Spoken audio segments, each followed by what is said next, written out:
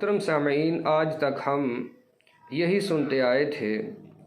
کہ ہمارا عزم ہماری آواز، قرآن و سنت کا نفاذ۔ مرکزی جمعیت اہل حدیث پاکستان ایک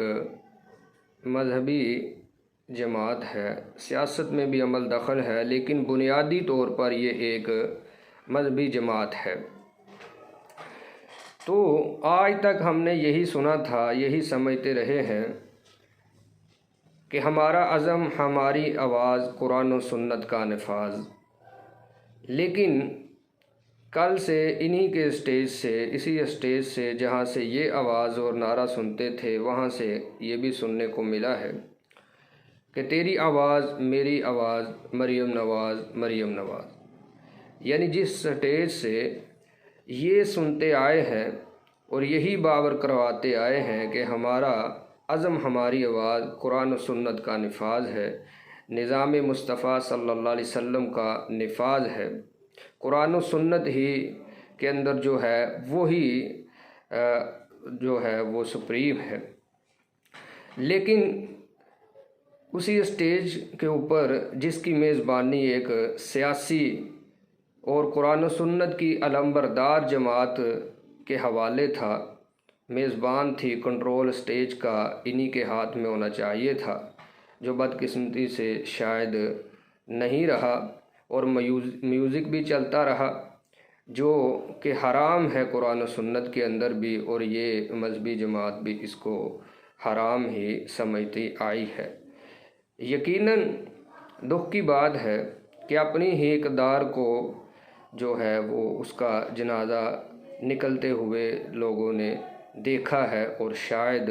اس کے اوپر کسی کو شرمندگی بھی ہوئی کہ نہیں ہوئی۔ یہ جلسہ عام وقت کی ضرورت تھی، مہنگائی کا طوفان ہے، لا دینیت کا طوفان ہے، لا قانونیت کا بازار گرم ہے۔ تو ان حالات کے اندر حکمران وقت کے آنکھیں کھولنے کے لیے باہر نکلنا بھی ضروری ہے، لیکن یہ ساری چیزیں بعد کی ہیں۔ پہلے نمبر پر قرآن و سنت کا نفاذ ہی رہنا چاہیے تھا، اور اس نعرے کو نہیں بدلنا چاہیے تھا، کیونکہ ہم نے تو یہ بھی سن رکھا ہے کہ غالباً ایک دفعہ بے نظیر مرحومہ جو ہیں وہ علامہ احسان الہی ظہیر رحمہ اللہ شہید کے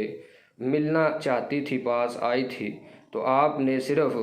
یہ کہہ کر ملنے سے انکار کر دیا تھا کہ میں جس جماعت سے تعلق رکھتا ہوں، جس گروپ سے تعلق رکھتا ہوں، جس مسلک سے تعلق رکھتا ہوں، وہاں غیر محرم عورتوں سے ملنا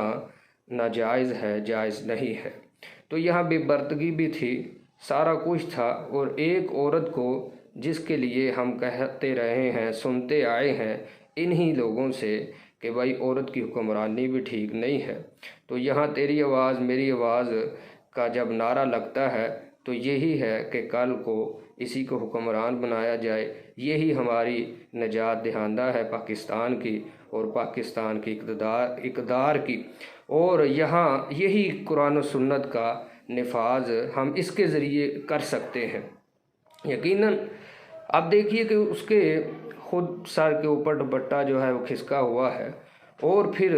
بے پردگی ہے جو واضح ہے، تو جو خود لبرل ہے، سیکولر ہے، وہ آپ کو کیسے نظام مصطفیٰ دے سکتی ہے؟ آنکھیں کھولیے اور خدا را اپنی اقدار کی حفاظت کیجئے، اور کم از کم اگر یہ کرنا ضروری بھی ہو تو کنٹرول جو ہے، اسٹیٹ سیکٹری جو ہے، کمپیر جو ہے، وہ آپ کی اپنی ہونی چاہیے، تاکہ آپ کو کوئی کل کو بات نہ کر سکے،